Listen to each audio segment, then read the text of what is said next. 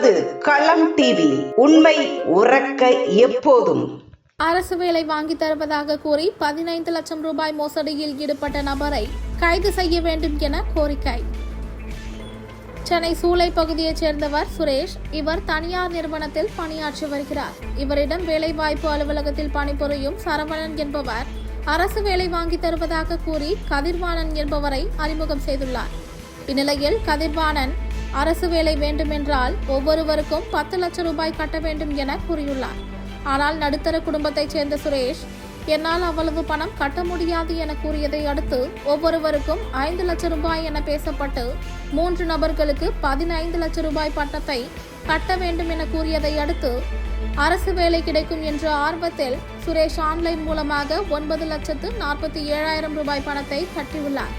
மீதமுள்ள 5,60,000 பணத்தை கையிலும் கொடுத்துள்ளார். இந்நிலையில் 2020ஆம் ஆண்டு கொடுத்து தற்பொழுது வரை அரசு வேலையும் வரவில்லை, பணமும் கொடுக்கப்படவில்லை. இதையடுத்து சந்தேகமடைந்த சுரேஷ் சரவணன் மற்றும் கதிர்வாணன் மீது காவல் நிலையத்தில் புகார் அளித்துள்ளார். புகார் பெற்றுக்கொண்ட காவல்துறையினர் அரசு பணியாளர் என்பதால் எந்த நடவடிக்கையும் எடுக்காமல் காலம் தாழ்த்தி வருவதாகவும் கூறப்படுகிறது. இதையடுத்து சென்னை காவல் ஆணையர் அலுவலகம் மற்றும் உயர் அதிகாரியிடம் புகார்களை கொடுத்த சுரேஷ் தற்பொழுது வரை நடவடிக்கை எடுக்கவில்லை என கூறினார். மேலும் இதைத் தொடர்ந்து பல பேரிடம் பல லட்சம் ரூபாய் பெற்றுக்கொண்டு அரசு வேலை வாங்கி தருவதாக மோசடியில் ஈடுபடும் நபர்களை உடனடியாக கைது செய்ய வேண்டும் என பாதிக்கப்பட்ட சுரேஷ் கோரிக்கை வைத்துள்ளார். சார் வணக்கம், என்னோட பேர் சுரேஷ். நான் சூளையை சேர்ந்த இருக்கேன். எனக்கு வேலை வாங்கி தரேன்னு சொல்லிட்டு ஒரு எம்ப்ளாய்மெண்ட்டில் ஒர்க் பண்ணுறவர் சரவணன்றவர் எனக்கு அறிமுகம் ஆகிறவர். அவர் இன்னொருத்தர் கதிர்வேணும்னு சொல்லிட்டு அவர் சொல்கிற எனக்கு இவர் தான்ப்பா எனக்கு பழக்கம் அப்படின்னு சொல்லிட்டு அவர் காட்டின பர்சன் 15 லட்ச ரூபா, ஒரு தலைக்கு 5 லட்ச ரூபான்னு இது பண்ண சொல்கிறாரு. அவர் சொல்கிறப்போ எனக்கு அவர் மேலே நம்பிக்கை இல்லை. நானும் அவரை செக் பண்ண, அவர் அங்கே எம்ப்ளாய்மெண்ட்டில் வேலை செய்கிறாரா இல்லையான்றது செக் பண்ண சொல்ல அவர் எம்ப்ளாய்மெண்ட்டில் தான் ஒர்க் பண்ணுறேன் அப்படின்றாரு. அதுக்கப்புறம் சரி நானும் கான்டெக்ட் பண்ணவே இல்லை. அதுக்கப்புறம் ஒரு மாதமாக என்ன ரொம்ப டார்ச்சர் பண்ணார். நான் இதுமாரி வேலை வாங்கி தரேன்ப்பா, 100% நான் உங்களுக்கு வேலை வாங்கி தரத்துக்கு நான் இருக்கேன்.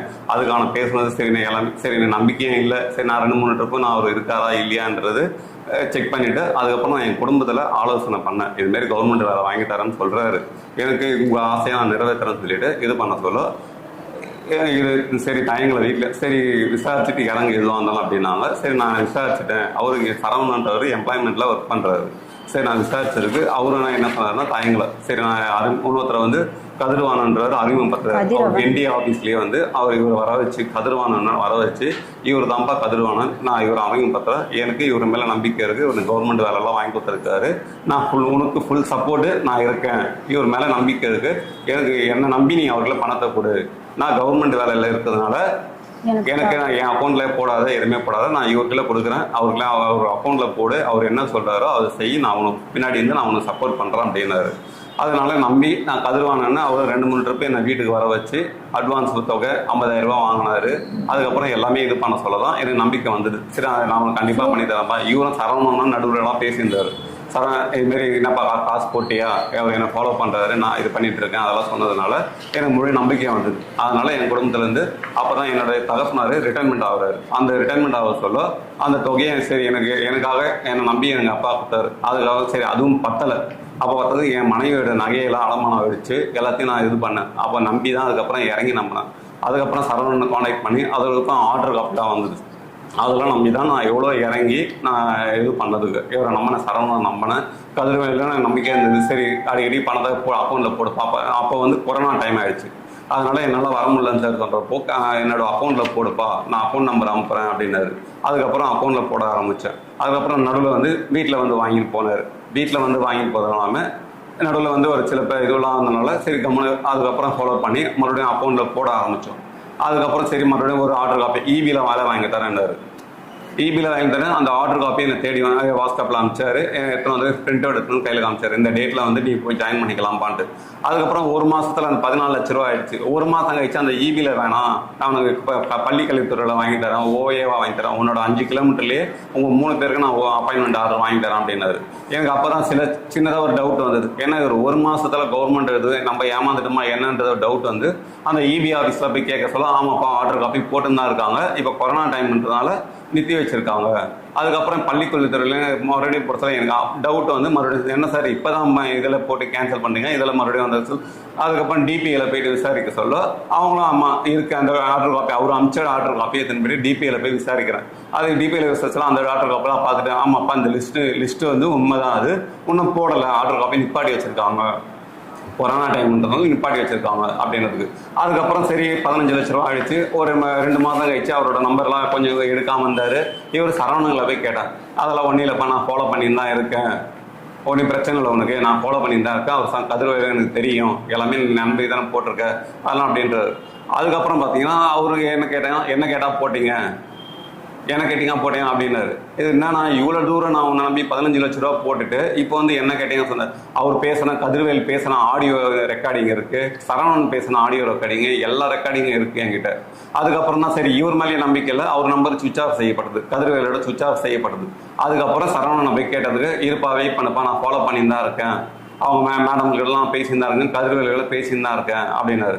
அதுக்கப்புறம் சரி கொஞ்சம் வெயிட் பண்ணியிருந்தாரு. அதுக்கப்புறம் 1 வருஷம் ஆச்சு, 6 மாதம் ஆச்சு, அப்படியே போயிட்டு இருந்தது.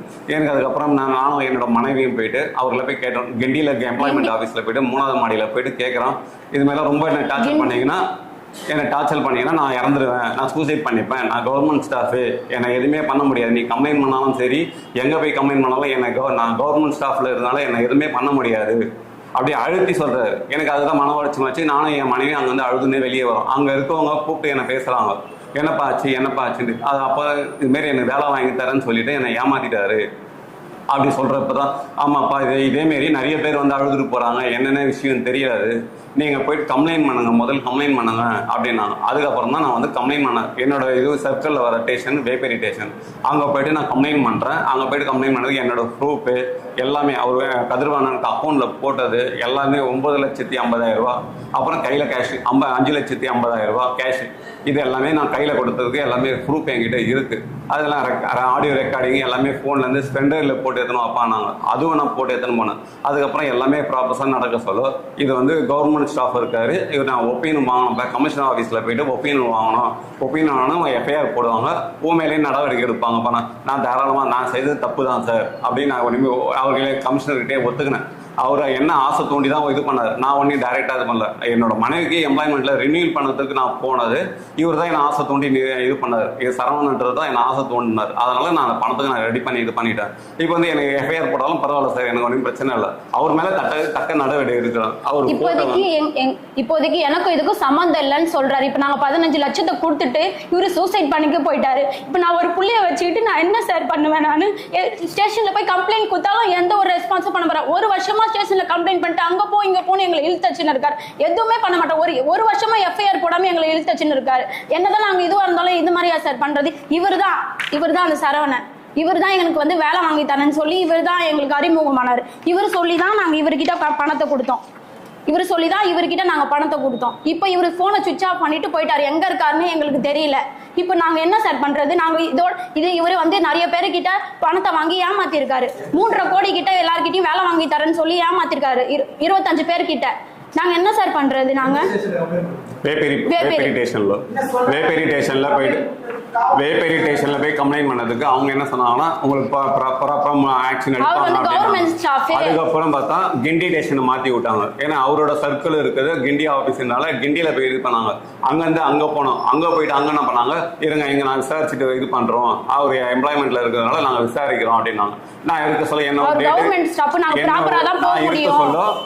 நான் என்ன ஒரு நாளைக்கு வர வச்சாங்க, அவர் வர வச்சதுக்கு அவரும் வந்தார். சரவணன்ட்டோட வந்தாங்க, ஸ்டேஷன்லேருந்து போய் ஆள் இட்டுன்னு வந்தாங்க, நானும் போய் வந்திருந்தார். வந்ததுக்கு உட்காந்து 2 பேரையும் உட்கார வச்சு நான் தனித்தனியாக உட்கார வச்சு விசாரணை பண்ணாங்க.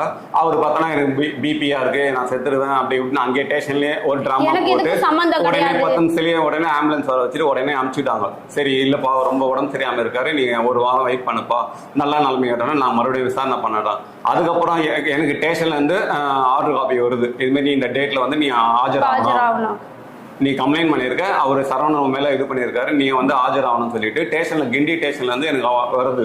வந்தோடனே நானும் போயிட்டு ஆஜராகும். அன்றைக்கி பார்த்தோன்னா காலைல 9 மணிக்கு வர சொல்லியிருந்தாங்க. நான் 8 மணிக்கெலாம் போயிட்டு காலிலேருந்து வெயிட் பண்ணுறேன். சாயங்காலம் 6 மணி வரைக்கும் வெயிட் பண்ணுறேன். வரவே இல்லை. அவர் சரவணன்றவர் வரவே இல்லை. நாங்கள் எஸ்ஐகளை கேட்டேன், சார் என்ன சார் என்ன வர வச்சுட்டீங்க, அவரையும் வர வைக்கிறேன்னால நான் இன்னைக்கு லீவ் போட்டேன். இதனால என்னோட பொழப்பே போச்சு. எங்கள் ஸ்டேஷனுக்கு அங்கேயும் அழைச்சதுனால என்னோட வேலையே போச்சு.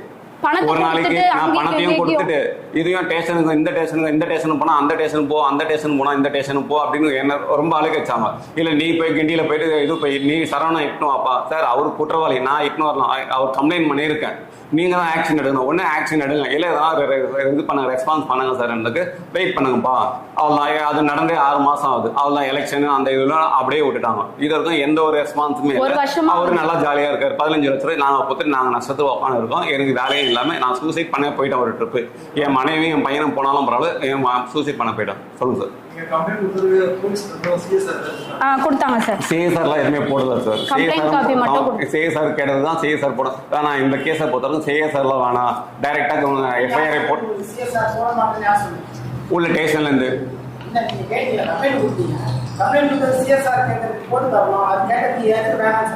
வேப்பேரி ஸ்டேஷன்லயே நான் என்ன சொல்லிட்டாங்கன்னா சிஎஸ்ஆர்லாம் வேணாம், இந்த கேஸை பொறுத்தவரைக்கும் நீங்க பணத்தை கொடுத்து ஏமாந்துருக்கீங்க, எஃப்ஐஆர் டைரக்டாவே போட்டலாம். அதுதான் நாங்க கமிஷனர் எங்க சைடு எல்லா ப்ரூஃபும் நாங்க போய் காட்டிட்டோம். அவங்க பேசின ஆடியோ, நாங்க கொடுத்த காசுக்கான ப்ரூஃப் எல்லாமே கொடுத்ததுனால உங்க பக்கம் எல்லாமே சாதகமா இருக்கு அப்படின்னு சொல்லி சொன்னாங்க. அப்புறம் போடல எஃப்ஐஆர். அதான் வேற ஸ்டேஷன் இது எங்க சர்க்கிள்ல வராது. அவர் வந்து குற்றவாளி வந்து கிண்டியில இருக்கிறதுனால பெருங்கொளத்தூர் இருக்காரு. அவரோட வீடு வந்து பெருங்கொளத்தூர். அவர் ஒர்க் பண்றது வந்து கிண்டியில எம்ப்ளாய்மெண்ட்ல இருக்காரு. அதனால வந்து அங்க பெருங்கொளத்தூர் நீங்க மாத்த முடியாது, நாங்க கிண்டியில மாத்தி வரோம், உங்களுக்கு பக்கமா இருக்கும்னு சொல்லிட்டு கிண்டிக்கு போனோம். கிண்டியில அந்த ஸ்டேஷன்ல இருந்து கமிஷனர் ஆபீஸ் காமிச்சாங்க. எக்மோர்ல இருக்க கமிஷனர் ஆபீஸ் காமிச்சாங்க. அங்க போயிட்டு டிசி மேடம் பார்த்தாச்சு, ஏசி எல்லாருமே பார்த்து எங்களோட மனுவை கொடுத்தாச்சு. இது வரைக்கும் எந்த ஒரு நடவடிக்கை எடுக்கல. எனக்கு தெரிஞ்சு 25 பேரை ஏமாத்திருப்பாரு. எப்படியும் நான் 25 கோடி மேல ஏமாத்திருப்பாருங்க எனக்கு தெரிஞ்சு. ஆனா இப்ப சர்க்கிள்ல இப்போதைக்கு கிண்டியில ஒர்க் பண்ணிட்டு இருக்காரு. கிண்டிக்கு எம்ப்ளாய்மெண்ட் ஆபீஸ்ல 3வது மாடியில இருக்காரு அவரு. இப்ப கதிர்வானன்றவர் அவர் எங்க இருக்காருன்னு தெரியும். ஆனா சரவணனுக்கு எங்க இருக்காருன்றது எல்லா டீட்டெயிலும் தெரியும். எங்களுக்கு வந்து எங்க இது நான் பண்ணது தப்பு தான். எங்களுக்கு வேலை வாங்கி பண்ணிட்டாங்க சார். எங்களுக்கு வேலை வாங்கி தரேன்னு சொல்லி எனக்கு வேலை வாங்கி தரேன், என் குடும்பத்துக்கு வேலை வாங்கி தரேன் சொல்லிட்டு சரவணன் என்ன பிரெயின் வாஷ் பண்ணாரு. அதனால நான் அந்த தப்பு பண்ணிட்டேன். நான் என்ன தண்டனையை நானும் ஏத்துக்கிறேன். ஆனா என்னோட ஏமாத்தினவங்க எனக்கு தண்டனை வாங்கி தரணும், என் பணத்தையும் மீட்டு வாங்கி தரணும். இது மாரி எத்தனை பேர் இருந்தாலும் யாரா இருந்தாலும் முன்னாடி வாங்க. என்னோட கோரிக்கை தான். இந்த அரசாங்கத்தை நான் நம்புறேன். அதனால இந்த அரசாங்கத்தை நம்பி இந்த கோரிக்கை நான் வைக்கிறேன். பள்ளிக்கல்வி துறையில ஓஏ தான். நான் அப்படிலாம் படிச்சில்ல, டிகிரிலாம் ஹோல்டர்லாம் இல்லை. நான் ஒரு 10 தான் படிச்சிருக்கேன். என்னோட மனைவி 12 தான் படிச்சிருக்காங்க. சரி போதும்பா, இதுக்கு ஓஏ போதும், நீ 5 லட்சம் ரூபா கொடுப்பான்னாரு. அதுக்கு தான் நான் இது பண்ணது இறங்குது. அவரை நம்பி தான் நான் இது பண்ணது. ஆனா இவரு நம்ம மோசம் பண்ணுவாரு. நான் நம்ப ஒரு ஆளுக்கு 5 லட்சம் ரூபா 3 தலைக்கு, எனக்கு என் தம்பிக்கு என் மனைவிக்குன்னு சொல்லிட்டு 3 பேருக்கும் சேர்த்து 15 லட்சம் ரூபா வாங்கி தராங்க சொன்னாரு. எனக்கு தெரிஞ்சு நான் ஒரு ஆள் தான் நான் கேட்டேன். அதுக்கான ப்ரூஃபும் அவர் எங்களுக்கான அனுப்புன ப்ரூஃபும் இருக்கு. எல்லாத்துக்குமே ப்ரூஃப் இருக்கு. ஆமா, ஒரு ஆளுக்கு 5 லட்சம் ரூபான்னு சொல்லிட்டு பள்ளிக்கல்வித்துறையில ஓஏ ஸ்கூல்ல வாங்கி, கவர்மெண்ட் ஸ்கூல்ல ஓஏவும் வாங்கி தரேன்னு சொன்னாரு. இதுக்கப்புறம் எதுவுமே இது இல்லை. 3 பேருக்குமே ஆமா 3 பேருக்குமே அது லிஸ்டோட தான் இருக்கு. லிஸ்ட்ல எங்க பேர் இருந்துச்சு. அவங்க அனுப்புனாங்க. அந்த லிஸ்ட்ல எங்க பேர் இருந்துச்சு. எங்களுக்கு அவரு தான் அனுப்புனாரு. கதிர்வாணன் தான். சரி, அதாவது அந்த அரசாங்க லோகோவை ஃபைன் பத்தி பேக்க இது பண்ணி கவர்மெண்ட்டை ஏமாத்தி இருக்காங்க. கவர்மெண்ட் லோகோ எப்படி இது பண்ணலாம்? நாங்க படிக்காதனால எங்களுக்கு தெரியல. இது கவர்மெண்ட்ல இருந்து வந்ததுன்னு சொல்லி நாங்களும் நம்பி அவர் கேட்ட ஃபர்ஸ்ட் நாங்க கொஞ்சம் அமௌண்ட் தான் கொடுத்தோம். சரி, இவரு நம்பிக்கையா நம்மளோட நேம்லாம் போட்டு அரசாங்க லோகோ வரதுனால தான் நாங்க நம்பிக்கையா. ஆனா அரசாங்கத்தையே நம்பி ஏமாத்தி இருக்காரு. நாங்க என்ன பண்ண முடியும்? நாங்க என்னோட நகையை வச்சு என் மாமா ரிட்டையர்மெண்ட் ஆனாரு. அந்த பணம் கொஞ்சம் கொடுத்துட்டு பரவாயில்ல நம்ம நேம் தான் வந்துருச்சு நம்பிக்கையா இருந்ததுனால என்னோட நகைலாம் வச்சு நாங்க மறுபடியும் காசு ரெடி பண்ணி கொடுத்தோம். அது லோகோ இருக்கு, கவர்மெண்டோட லோகோ இருக்கு, அங்க இருக்கிற டிபார்ட்மெண்டோட சைன் இருக்கு. அங்கே போய் டிபிஐல போயிட்டு பள்ளிக்கல்வித்துறை டிபார்ட்மெண்ட்டில் போயிட்டு டிபிஐல போயிட்டு விசாரித்தேன். ஆமாப்பா பிரிண்ட் அவுட் உண்மை தான் இப்போதைக்கு போட்டிருக்காங்க, இன்னும் ஆர்டர் காப்பி வரல அப்படின்னு சொன்னதால முழு நம்பிக்கை. மொத்த அமௌண்ட்டும் நாங்கள் கொடுத்தோம். இப்போ கதிர்வேல் எங்க இருக்கான்னு தெரியல எங்களுக்கு. எங்க காசை வாங்கிட்டு போனை சுவிட்ச் ஆஃப் பண்ணிட்டு எங்க இருக்காருன்னு தெரியல. இது காரணம் சரவணன் சொல்லி தான் எங்களுக்கு கதிர்வேல் தெரியும். கவர்மெண்ட் அதிகாரி கிட்ட இவரே கவர்மெண்ட் ஸ்டாஃப் தானே சார் சரவணன்? இல்ல சந்திக்கல. இவரை கேட்டா இவர் தான் கதிர்வாணன், இவர் தான் கதிர்வேல். இவர் தான் அறிமுகப்படுத்துறாரு. இவர் தான் சரவணன் தான் எனக்கு எம்ப்ளாய்மெண்ட்ல ஒர்க் பண்றாரு. அவர் தான் என்ன இவரு அறிமுகப்படுத்துறாரு. ஏன் நான் கவர்மெண்ட் ஸ்டாஃப்ப்பா, அதனால என் அக்கௌண்ட்டுக்கு போடாத, கையில வேணா கொடுப்பானாரு. சரினா இவர் நம்பி வேணா என் மேல இவர் நம்பிக்கை இருக்காப்பான்னு கேட்டதுக்கு ஏன் நான் நம்பலாம்பா, 100% நான் உனக்கு வேலை வாங்கி தரேன். அந்த ஆடியோவும் இருக்கு. இவர் பேசல எங்க கண்டிப்பா இருக்கு.